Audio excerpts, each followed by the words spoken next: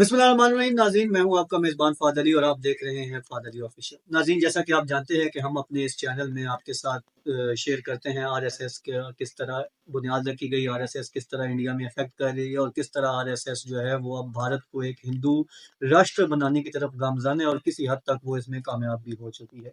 इससे पहले हमने आरएसएस का इंट्रोडक्शन आपके साथ शेयर किया था। आज हम आपके साथ शेयर करेंगे कि आरएसएस की बुनियाद किस दिन रखी गई और एक ऐसे इंसान के बारे में जिसका ताल्लुक भी आरएसएस से था और उसने एक इतना बड़ा कांड किया भारत की तारीख में, भारत के इतिहास में, जिसको आज तक याद रखा जाता है।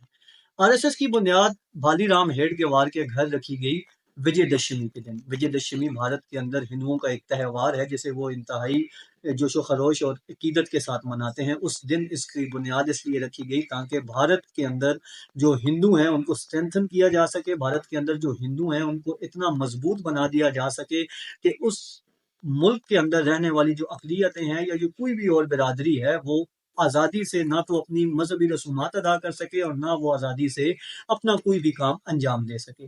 साथ ही साथ नाज़रीन, आपको मैं ये भी बताता चलूँ कि इस ऑर्गेनाइजेशन के बनते ही एक ऐसा फ्लैग भी डिजाइन किया गया जिसको भगवा ध्वज कहा जाता है।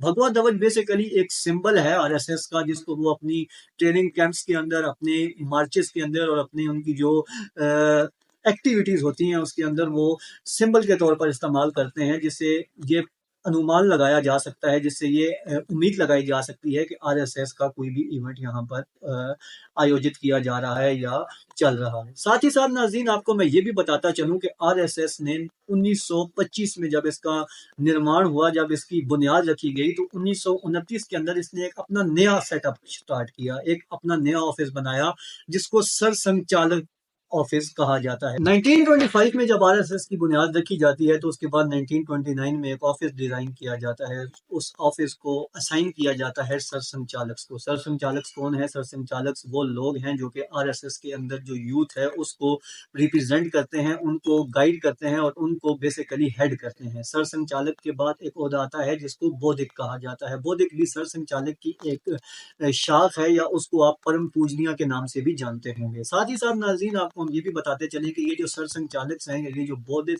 हैं, ये अपने जो अंडर यूथ आती है या जो भी एक नया सेवक आता है उसको वेपन ट्रेनिंग भी देते हैं। ट्रेनिंग के अंदर लाठी, तलवारें और साथ ही साथ जो है वो अब तो गन की ट्रेनिंग भी दी जाती है।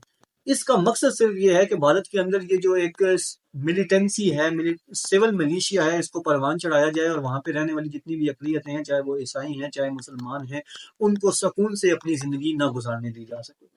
अब जो अहम बात हमने वीडियो के स्टार्ट में भी आपसे की थी वो ये थी कि एक ऐसा इंसान है जिसका कनेक्शन डायरेक्टली आरएसएस से था, वो है नथुराम गोडसे। नथुराम गोडसे भारत की तारीख में एक अहम इंसान माना जाता है। नथुराम गोडसे वही इंसान है जिसने भारत के फाउंडर मोहनदास करमचंद गांधी की असैसिनेशन की थी।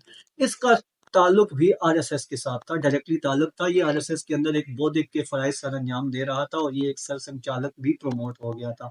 तो इससे ये बात साबित होती है कि आरएसएस जो है वो अपनों के साथ ही जब वफादार नहीं है और अपने फाउंडर जिसने उनकी फ्रीडम के लिए इतना संघर्ष किया, इतनी कोशिशें की, उसी को उसने गोली मार के मार दिया, उसका कत्ल कर दिया। तो नाज़रीन, इससे साबित ये होता है कि आरएसएस जो है वो भारत के अंदर किस तरह दहशत गर्दाना सोच को परवान चढ़ा रही है और किस तरह वहां पे मजहबी इंतहा पसंदी को फरोग दे रही है। ये थी हमारी आज की वीडियो। मजीद वीडियोस के लिए बने रहिए हमारे चैनल के साथ।